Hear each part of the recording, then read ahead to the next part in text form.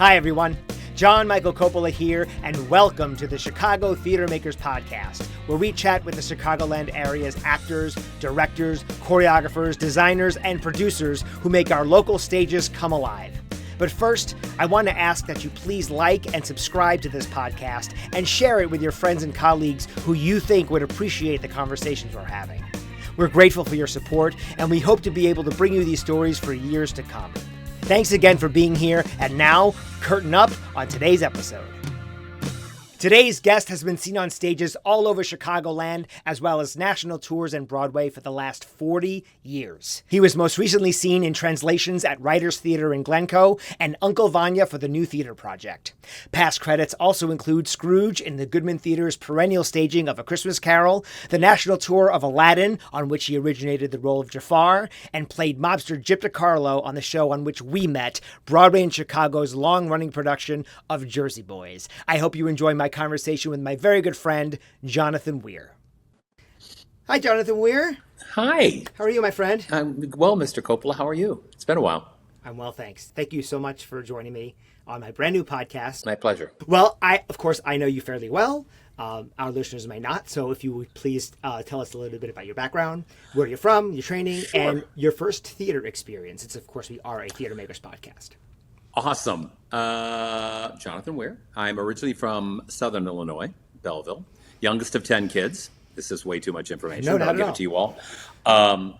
8 boys, 2 girls. Parents got divorced when I was in 5th grade, and so I kind of got through 5th, 6th, 7th, 8th school, and then my mom got a job and transferred to Iowa, Davenport, and that's where I first got in theater. I did a debate class for half the year and a acting class, and I did 2 plays, 1 acts, just interweaving this all. My first actual time on stage was a play called The Boyfriend, or something like that. It was a 1 act. But more importantly, So not the musical, remember, not the musical, The Boyfriend. It's something different. No, not The Boyfriend. And it wasn't even called The Boyfriend. I played a boyfriend. Okay. I'll come back to first experiences, because that wasn't my first experience. Okay. Then we moved the next year to outside of Columbus, Ohio, and she knew that theater was really, had kicked in for me. So I went to a very good high school with a very good drama department. And from there, I kind of thought, well, I'll go get my undergrad, and I did at OU originally in Ohio, and then I transferred to Bowling Green in Ohio. Got my undergrad, went out to San Francisco after I graduated, and went to American Conservatory Theater for a summer program. Stayed in San Francisco. Then I decided I still needed more training, and I applied and auditioned for several grad programs, and I went to Temple, which at that time was part of the Professional League of Theaters. It was a whole sort of quorum of theaters, programs that were part of this sort of standard. And shortly after joining and starting, they got kicked out of the program. So I got into my second year of my 3 years, and halfway through my second year, I was like, I don't want to be here. The program changed.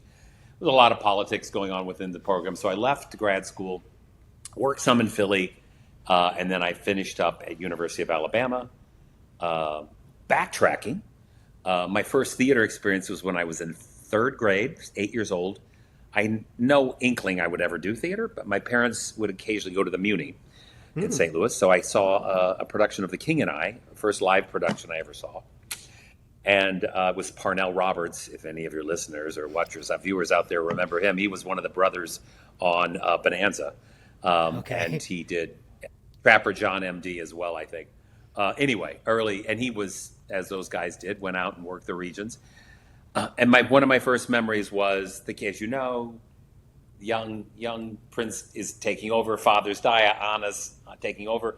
Anna is sitting next to the king. King is, giving his instructions to the et cetera, et cetera, et cetera. And the king's arm drops because we know he's dead, signaled. And the Muni, as many of you may know, is a football field of a theater, outdoor. And in St. Louis, the humidity is lovely. But I remember, more importantly, I had no inkling of being in theater, but I remember there was a young couple in front of us. We were pretty close to the stage. And I remember the woman in front of me started to cry, and her husband or boyfriend put his arm around her, and she put her head on his shoulders. And I remember at 8 years old thinking, that made that happen.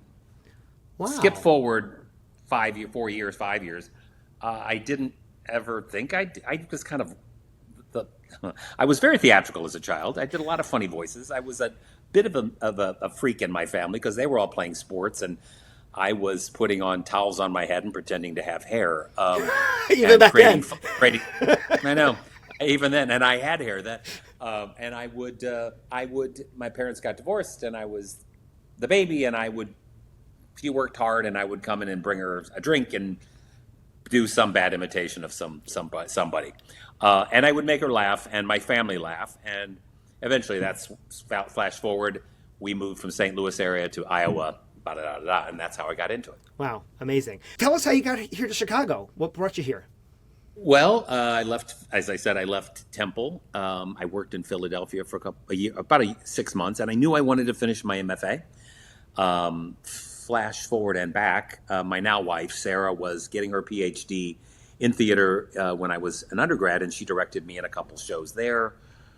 We were friends. I was 19. She was a little older. She was married. It was nothing, but we remained in touch back in the day when you would actually call somebody and leave a message on their answering machine. Yeah. And she had come to Philly to visit her then ex-mother-in-law. We may have had one or two margaritas, too many. And we hung out, and I was no longer 19, and she was no longer married. And she was then working at University of Alabama, where she had gotten her first job after getting her PhD.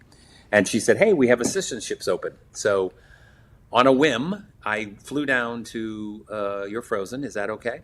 On a whim, I flew down to Alabama, auditioned for their MFA program, and was accepted. And then I moved to Alabama. We started dating. We had our first son. I graduated. We moved to Chicago because she got hired at Northern Illinois University, heading their MFA program. Amazing. And then, of course, that was where your illustrious 40-year career began, here and all over the world. Yes? Yeah, pretty much. I mean, yeah. I remember first getting to Chicago, and I got some work pretty quickly. I mean, understudying at a theater that's no longer there, Body Politic. But I remember going out on the rounds, and you used to go to the agents' offices, and you used to, like, Harrice Davidson's office, the agents all had, like, half doors, like Dutch doors.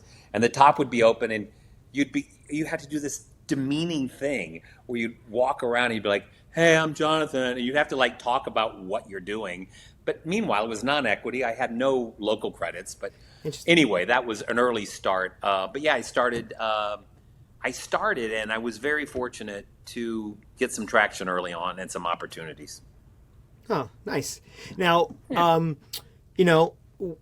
actors approach their roles in many different ways. Some call it a process. Some like to do some research. Give us a little idea about, I know this is your favorite question to answer. As I said to you earlier, I love nothing more than actors. That's right. That's right. But that's not predictable at all. No. But in all seriousness, like, where do you like to begin? Do you, if it's a real person, you explore the history, or if it's fictional, like, where do you start there? Well, there's a couple examples I can give. I'm currently learning lines for a play I'm going to be doing at Oak Brook. Dial M for Murder, based on the Alfred Hitchcock directed movie. Oh, excellent. Congratulations. Yeah, thank you. Updated. I didn't work for 4 years after 5 years, and now I'm suddenly doing 3 shows a year, trying to get my muscles going. But it's an adaptation, updated version, essentially. Yeah. And many of the regional theaters have done it. I think Northlight did it 2 years ago. So, I have we have a source material as the movie, but I've never really wanted to imitate or do somebody else's performance. So, sure. You use the source material, not unlike a Lion King or an Aladdin, where, you have you have an animated feature that's the source material, but they don't want that on stage. They want you still. I'm a big believer. You still cannot help but bring yourself to the role. So, as in the case of translations that I just did at the Writers, an 1882 Irish play about a hedge school, I was speaking not only Irish, but also Latin and Greek. So there was a lot of research that went into that in terms of homework. There's hard, concrete things that I do in terms of given circumstances, the world of the play. Do I have an accent? All of those things. And then the thing that kicks in, which I really love, is the what if or the make believe. And that's where I think there is that moment where you kind of step off of the page and into the world of make-believe. And, it's what got us all into this business, I think, initially anyway. So there are a lot of different things, obviously. Dialect coach, I continue to work out so I can still do the job physically. Yeah. It's old trite saying, but I think our bodies and our voices are our tools. Yeah. So, it's kind of that answer. And during your time, and given all of what you do to prepare for roles and the different theaters you've worked at and people you've worked for and with, what has changed the most and what has changed the least in the last 40 years? Wow. Well, I think COVID had a big effect on all of us. Post, I think Me Too had a big effect on all of us. I think Black Lives Matter had a big effect on all of us. Not to get into politics, but of course a lot of that is under attack currently in our administration or regime. And the great thing about our jobs is we get to reflect the human nature and human condition back to an audience. So that gives us the power as storytellers. Yeah. I think technology has come into play a lot. Certainly post-pandemic, the number of everything's self-tape now, Yeah. My wife Sarah is threatening to write a book from a spousal perspective on watching her husband not only have to learn lines and create a role, but do lighting and editing and yes, set up Zoom readers to read what it's just a whole different thing. That being said, that's not going away. So I think the technology has been a component in terms of seeking the job or getting the work. Yeah. I kind of feel like the work on the stage is the work on the stage still, and that's been comforting. Yeah. I think as I've aged, my relationship to the work has changed a bit. I was out on tour with Aladdin for 3 years, and we shut down 6 weeks shy of our scheduled shutdown, and I was ready to get off the road and ready to come home. And then I was planning to take a break, and then I thought, well, this is great. I don't have to feel insecure. Everybody's taking a break for 18 months, Yeah. And then going back to it, I was a little uncertain how to re-enter. Sarah had retired sort of six months into the pandemic she was a chair at Loyola in theater, music, dance, and fine arts. And so she was making it look good, this retirement thing. Yeah, yeah. But I found, getting back to it, I did a production this winter in a titanium parts factory, of Uncle Vanya in Chicago. So with a wonderful group of people and a director, Spencer Huffman, who has directed several plays in this space. It's only 50 people, and it was as close to storefront theater as I'd ever done. I mean, I started out some small stuff, but it was never sort of the guerrilla theater, if you will. Yeah. So I found it highly rewarding and a bit ironic to go from having been on Broadway, a year before to doing a 50-seat. But that's the gift that we get if we want it. I mean, many people pursue. When I've taught, I've always said, you get that question, how do you get in the business? How do you do this? And I was always like, there is no one way to do this. It looks different for everybody. It's like PT recovery, right? Everybody's going to have a different experience, but and there is a lot of emphasis put on Broadway. And don't get me wrong, Broadway been very, very good to me. But it's also, she really hard, 8 shows a week on Broadway. Yeah. But it can you can make it how you want it to make, whether it's you doing non-act theater and having a day job that you love, but you do it for the community, for the sense of belonging, for the imagination and creativity, or you can make a living in Chicago. It's gotten harder. That was one of the things I think that I would mark has gotten more difficult. When I started out in 1987 in Chicago, my first equity gig was at Steppenwolf, replacing the phenomenal Fran Guinan. Not bad. And that was a master class right there. And making $500 a week, it was like I'd landed and I became equity. So it was like, I'm all set. And then it was like, it wasn't, it didn't all tumble out. There were challenges. Sure. So anyway, I'm rambling. No, that's okay. That's actually a really great transition for my next question. So you've worked for Disney on 2 occasions, of course, as a replacement standby as Scar in Lion King, and then also once originating the role of Jafar on the tour of Aladdin, which of course was created both on film and on Broadway by Jonathan Freeman. So Right. what challenges come with stepping into a role that was created by someone else? Well, I'll speak specifically to Aladdin first because that one gave me I would say it gave me a bigger sense of ownership over a role than maybe Lion King. Oh, that's great. And even then, we were encouraged to make it our own. Look, Jonathan Freeman charted a phenomenal vocal landscape for that role. Yeah. The stage version is very different than the movie, just Right. like Lion King. And we were encouraged, Casey Nicola encouraged me to make it my own. I mean, I stole, don't get me wrong, I stole big time from Jonathan Freeman. Talent borrows, genius steals. Oh, I like that. You've never heard that? You know? No, I always heard imitation's the sincerest form of flattery and Yeah, also the there's cheapest that. way to get a bit. Well, we've now given each other another saying for our little toolboxes. Love that. I guess we have expanded our vocabulary. Yes. I'll speak specific again to long runs. We did Jersey Boys together for 2.5, 3 years. 2.5, yeah. A long run is a challenge, and I have a very short attention span. Anyone out there who knows me knows this. So I was a little worried about repeating and then surviving, and it took a lot of maintenance for me to do over, I don't know how many it was, 2,000 shows in 3 years, and then post-pandemic, several trips back to Broadway to cover and do it. So the challenges were how to serve the original and what's on the page, but also make it your own, right? Yeah. A big part of that was relationship with Iago on tour. Reggie De Leon, who was the original Iago, left after 1 year, and I'll never spoke to him again until he came back for year 3, and then we talked again.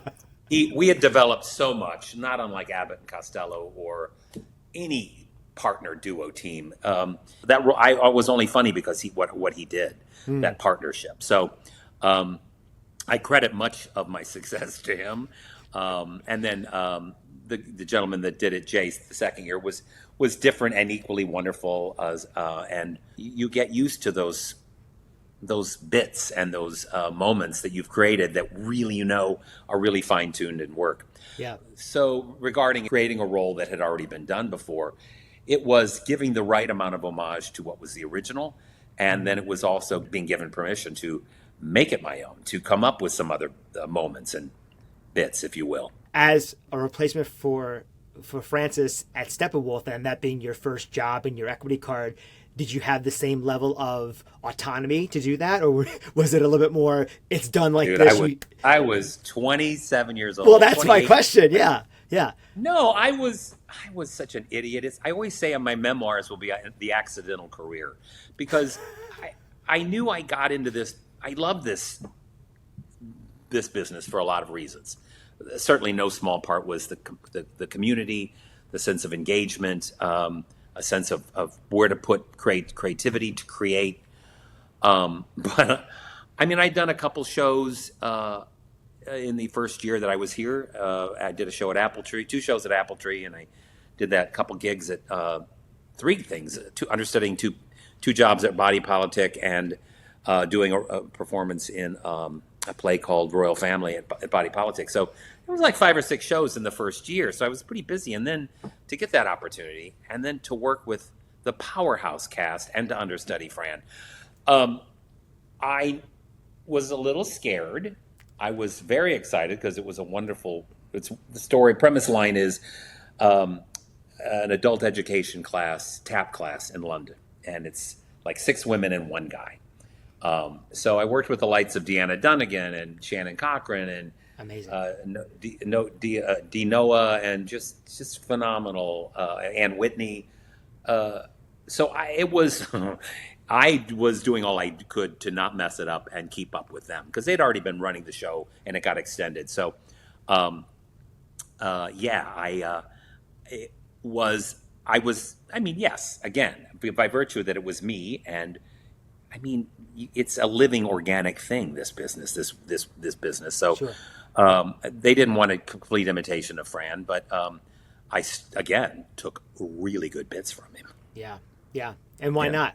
You know, if Well, ain't yeah, broke, the don't work fix had it. already been, well, very much so. And again, you were an understudy for Frankie. You know that, you're encouraged to do what's there, but you also are encouraged to make it your own. So, Yeah. Similarly, I've been fortunate in those situations to, be able to glom on to what really worked. And look, if the person's getting a laugh, why would I change that up? I can find a way to get that laugh and make it my own. Sure. It's in the text. It leads you there. So why go against it? Yeah. And a big part I think of understudying or standing by is to be as seamless as possible when you go on for the regular cast. That's exactly what Out I was of just going to respect say. for the work that they've done in the room, it's arrogant to think that now, well, let me show you this. Yeah. It's like, dude, it's all been explored already in the room, and just stick in the guardrails and have some fun.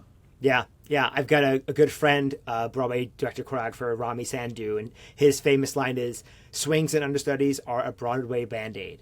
They're the ones that keep the show up and running. Your job is to keep the ball in the air, not make any new sweeping changes. It's just to get keep the show going from A to B. That's your job. And yes, sometimes you were given opportunities to, as you said, make things your own, but largely it's already been put in place. Don't fuck it up. Don't break anything. Right. And to your point with Lion King, I mean, I did the second national. I had this really weird thing. I've done four production contracts, all of them that either started and rehearsed or ran in Chicago for a long time. So I was working from home, which was a lovely thing. Lovely. But with Lion King, it was the second national tour. I was standing by for Scar and Pumbaa. And, that's where I learned, show up, shut up, and do the job, right? You don't be the least of their problems. As a standby or an understudy, you're the insurance policy, and you're valuable by virtue of that. Yeah. And I did it for a year and then came back home to Chicago because I wanted to do art that paid 15 times less money, and I worked 20 times harder. But I was in for the long haul. And anyway, that Lion King, they continued to call me on and off for 15 years. I started working for a Lion King in 2003.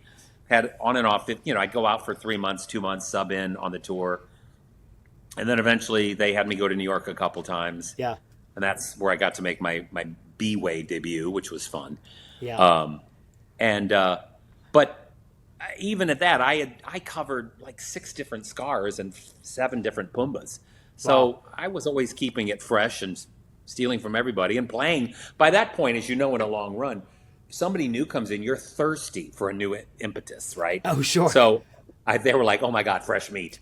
Give me something new to react off of. Yeah. So that was fun. And I feel considered by the time was doing Aladdin in 2023, post-pandemic, and I was in New York, I was like, no one upstairs is going to know this because I was at the New Amsterdam and the offices are upstairs. But I'm like, damn, I've had a 20-year relationship with that company. And the mouse has been very good to me. Yes. And, what's been fascinating to me, and knowing people who have been that Scar cover, how many different types physically have covered that role. I know of you who've done it. Rod Thomas, no longer acting in Chicago, but he's very different. Actor. He phenomenal did actor. that role. Very different. And also my friend Tom Christopher Warren, who has his own podcast. Yeah. Tom he's also was one of the first people I met. He's still out. He's still in New York. I know.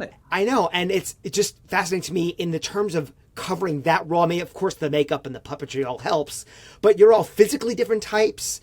And the fact that you could all step into that same role is both fascinating and, again, because of the makeup, the puppetry sort of stands to reason why that's possible. We as actors often type ourselves out when we get an audition, or we see things. We have a tendency to, I mean, not all of us, and at times we think, but they don't know what they're looking for. Mm-hmm. And if you can bring the goods, and I think I will say with this, even in those long runs, if you can bring a level of authenticity and honesty, mean, I have had so many phenomenal auditions in New York and callbacks. I love auditioning in New York because they don't know me from Adam, really, unless I've worked with them before. So they're just meeting you head on. There's not a history, and this is nothing against Chicago theater, but there are a lot of casting directors and artistic directors that started out on stage, and now they're doing those jobs. And sometimes I can't help but wonder if they're not 20 years ago going, yeah, but he used to have hair. I'm like, or whatever, or they see you still as you, they see, my point is they see you as you were, and not maybe as you've evolved. And hopefully we as actors are students for life, and we're continuing to grow. Yeah.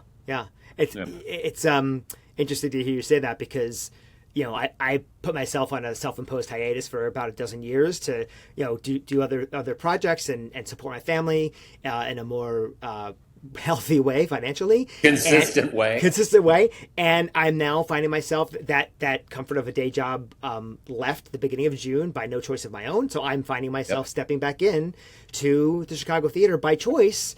I had to get new headshots, and when I saw them, I was like, wow, I've changed a lot. And hopefully these casting people who know me can see what I am now and who I am now, and the types I'm right for now. So, dude, I knew you when Michael, your son, was like 4 months old, and now he's heading off to college. Was he 6 months old? So he was a year and 10 months old, because when I joined, well, thank God, that makes us younger. Yeah. Well, no, actually, I stand corrected. When we started Jersey Boys in San Francisco, he was a year and 3 months. And they came out in August of that year, and then by the time he moved to Chicago, he was a year and 10 months, and then he just finished his first year of college. Thank you very much.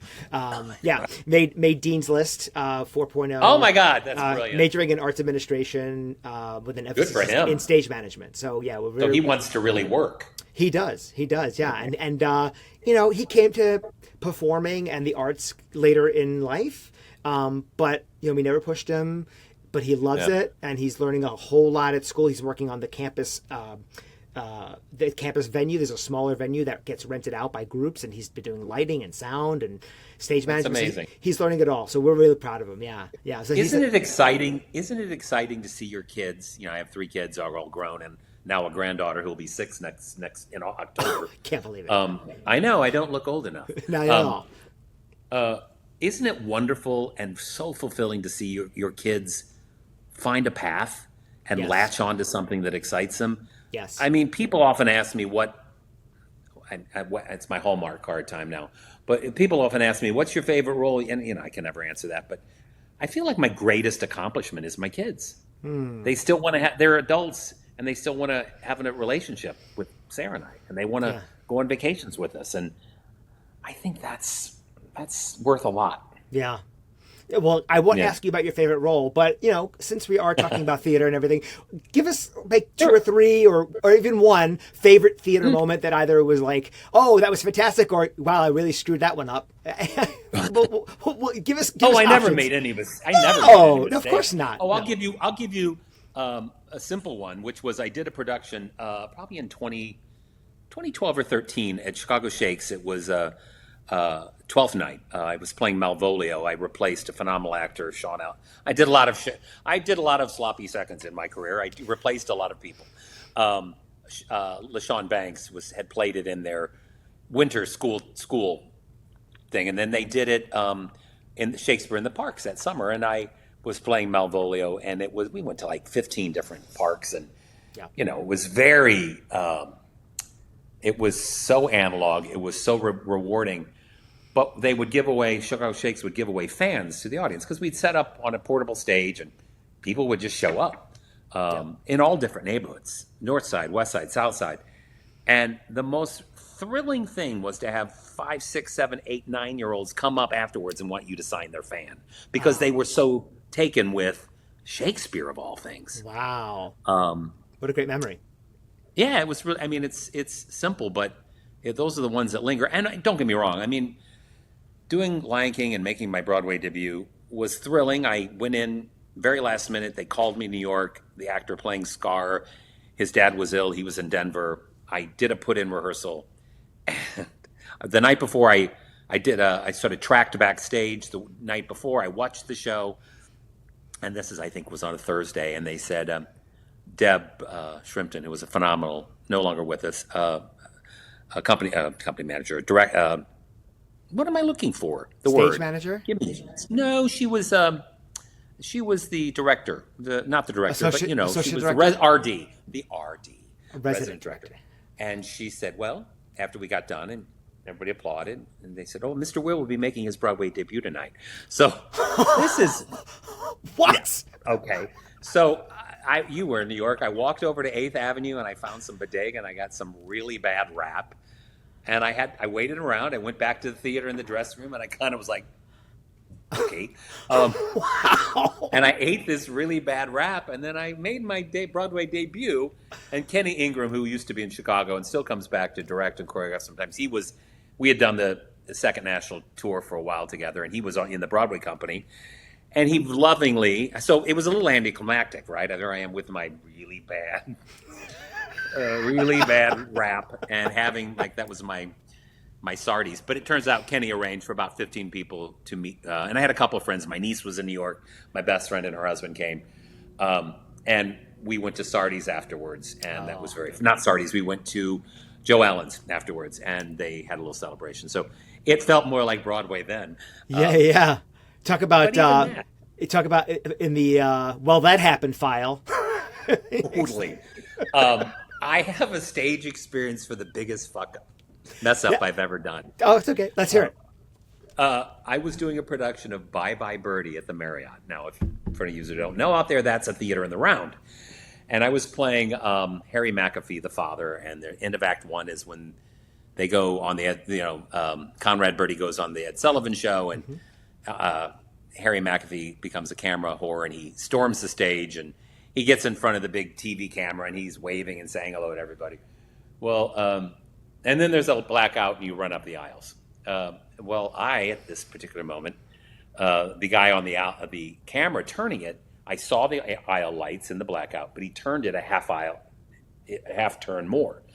So me, as you do up there, you run full tilt, which is why I'm having a knee replacement in November, because my left knee is so screwed up from running up those aisles for all those shows. That and Lion 40 years of aisles. It's not easy.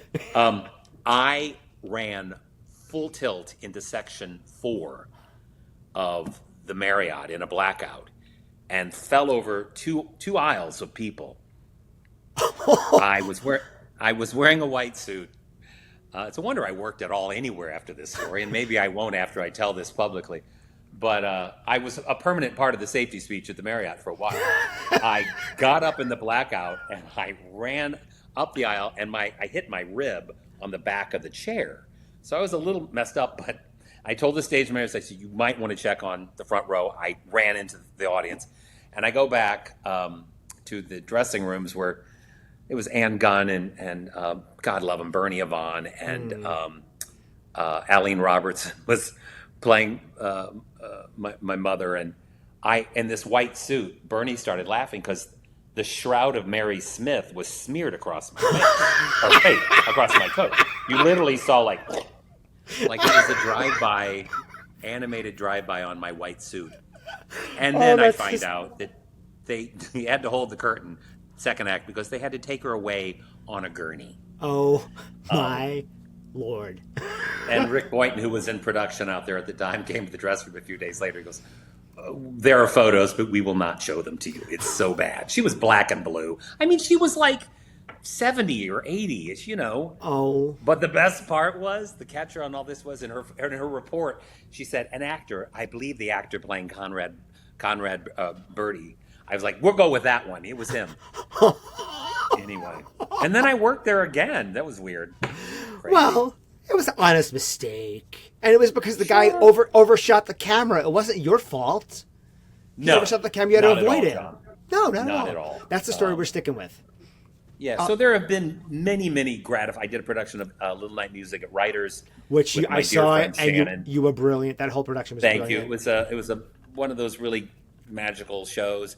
This last production I did at Writers Translations, I literally, it doesn't happen often, but the character kind of consumed me. I got lost in the character every night, and I don't mean to sound woo-woo magic, but I, tapped into my Irish ancestry and my Irish grandmother.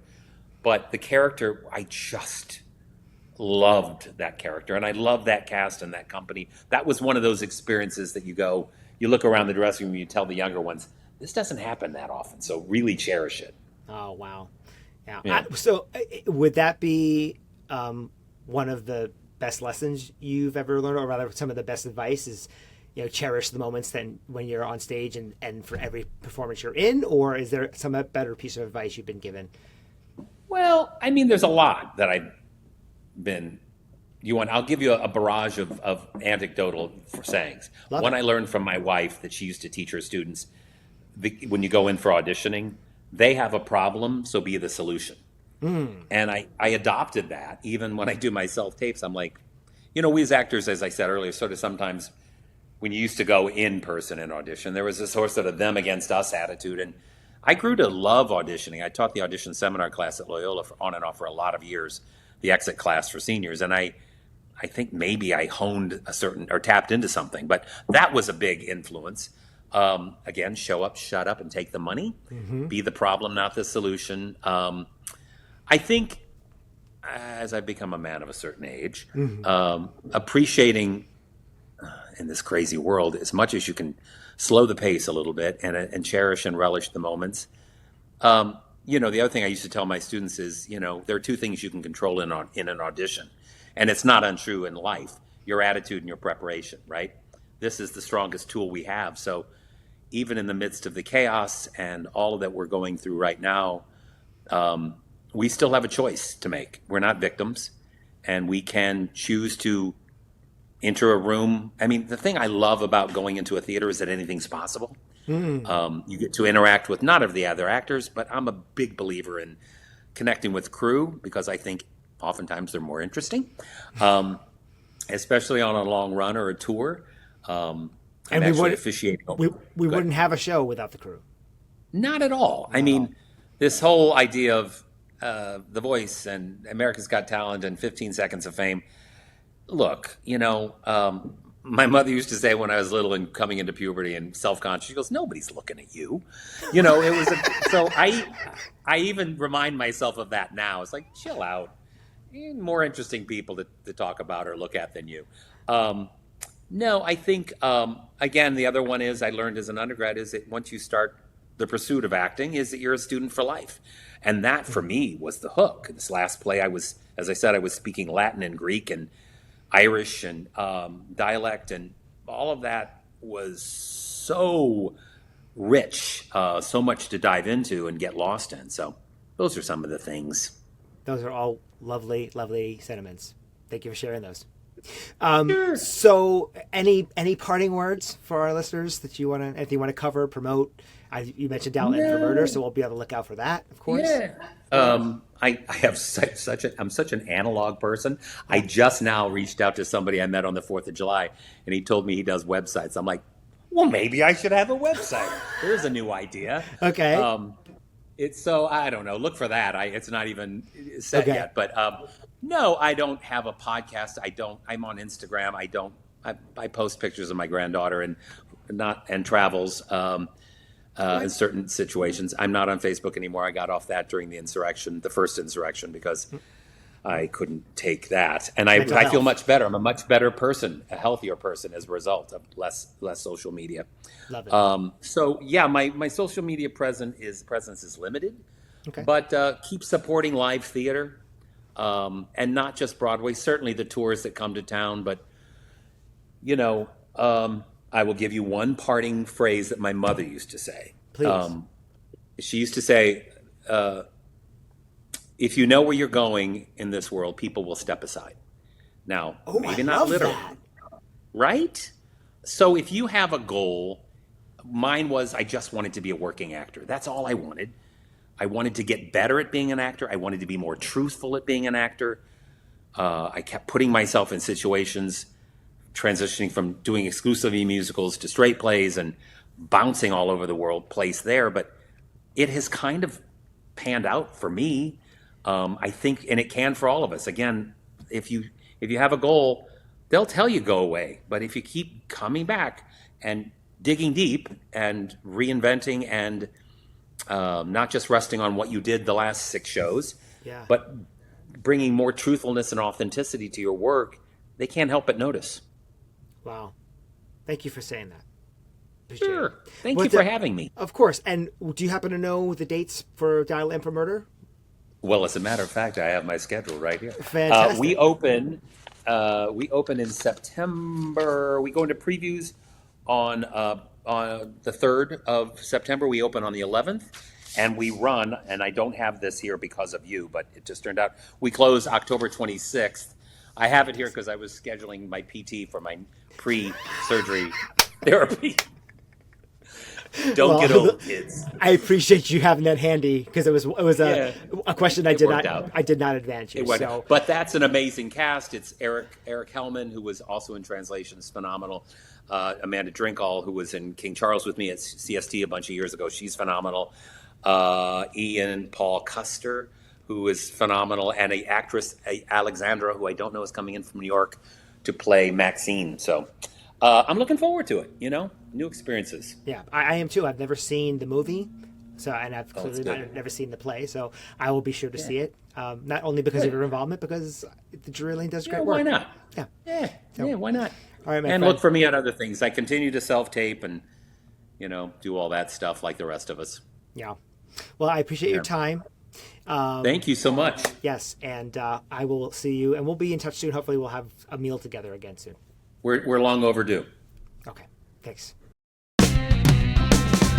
Thanks for joining us at the Chicago Theater Makers Podcast. Please don't forget to like, share, and subscribe wherever you get your podcasts. The Chicago Theater Makers Podcast is a production of Spirit Art LLC, and our podcast theme music is by Paul Langford.